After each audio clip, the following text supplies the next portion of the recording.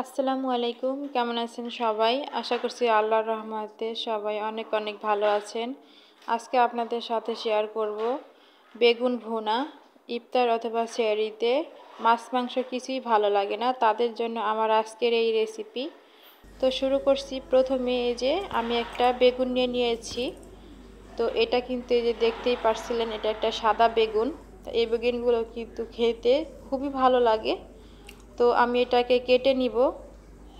তো আমার পছন্দ মতো আমি যে কেটে নিয়েছি আর ভালোভাবে ধুয়ে পরিষ্কার করে নিয়েছি। আর আপনারা চাইলে কিন্তু এই যে গোল করেও কিন্তু কেটে নিতে পারেন। তো যার যার পছন্দ অনুযায়ী কেটে নেবেন।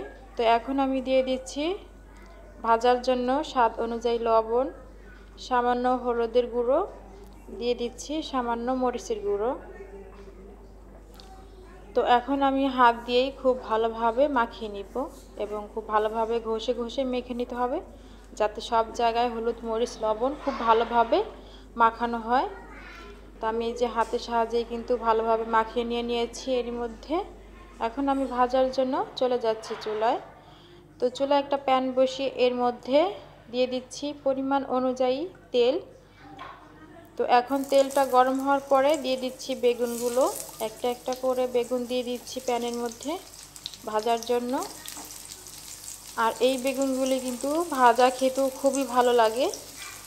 যারা এই রমজানে মাছ মাংস কিছুই ভালো লাগে না, তারা একবার হলো এই বেগুন ভুনাটা এভাবে রান্না করে খেয়ে দেখবেন, মাছ মাংস কিছুই দরকার হবে না। প্লেটের শুধু বেগুন ভুনা থাকলে প্লেটের ভাত নিমিষেই কিন্তু শেষ হয়ে যাবে। তো এই যে বেগুনগুলো কিন্তু একটা সাইড হয়ে গিয়েছে, আর আমি একটা ঢাকনা দিয়ে কিন্তু ঢেকে দিয়েছিলাম যাতে খুব তাড়াতাড়ি সিদ্ধ হয়ে যায়। তো একটা সাইড হয়ে যাওয়ার পরে কিন্তু এই যে আমি উল্টিয়ে দিচ্ছি একটা একটা করে। আর এভাবে কিন্তু এই যে সবগুলো বেগুন আমি উল্টিয়ে দিয়েছি। আর এর মধ্যে কিন্তু এই যে ভেজে নেওয়া হয়ে গিয়েছে। আমি এই যে এভাবে কিন্তু তুলে নিব সবগুলো বেগুন ভাজা। আর এই তো তুলে নিয়েছি।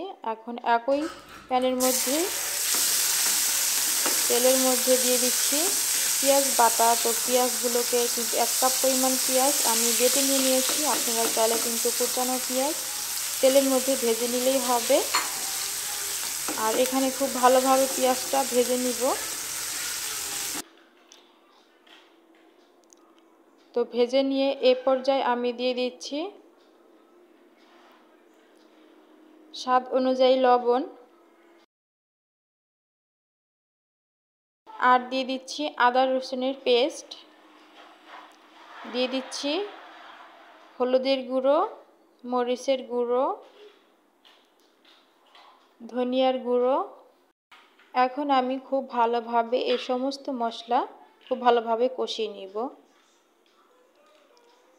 আর এই পর্যায়ে কষানো হয়ে গিয়েছে, দিয়ে দিচ্ছি একটা টমেটো কিউট করে কেটে নিয়েছি আগে থেকেই, এটাকে আমি দিয়ে দিচ্ছি। তো এখন আবার খুব ভালোভাবে কষিয়ে নিয়ে এই পর্যায়ে দিয়ে দিচ্ছি পানি। তো এখানে আমি 1/2 কাপের মতো পানি অ্যাড করেছি, যাতে আমি এটা বেগুন ভুনা করব, তার জন্য পানিটা কমই দিয়ে দিয়েছি। তো এই তো এখন আমি বলক চলে আসছে। তো এই যে এই পর্যায়ে দিয়ে দিচ্ছি 5টা কাঁচামরিচ, আস্ত কাঁচামরিচ দিয়ে দিচ্ছি। ঝালটা আপনাদের পছন্দ অনুযায়ী দিয়ে দিবেন। এখন ভেজে রাখা বেগুনগুলো উপর থেকে এই যে ছেড়ে দিচ্ছি। আর এই পর্যায়ে দিয়ে দিচ্ছি কিছু ধনেপাতা কুচি, চাইলে ফ্রেশ ধনেপাতা কুচিও দিতে পারেন। তো এই কিন্তু আমার রান্নাটা শেষ করে নিয়েছি। খেতে কিন্তু খুবই দারুণ হয়েছিল। তো সবাই অনেক বেশি ভালো থাকবেন, সুস্থ থাকবেন।